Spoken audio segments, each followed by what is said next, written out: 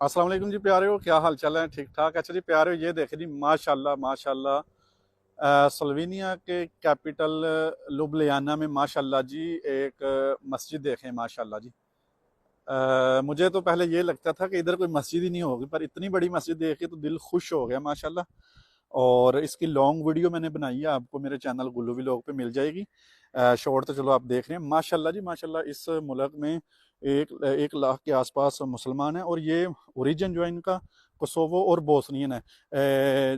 पता है कि योगोस्लाविया पहले एक यूनियन होती थी, एक मुल्क होता था, तो उसके अंडर सारे ये मुल्क होते थे, बोस्निया और अपना कोसोवो।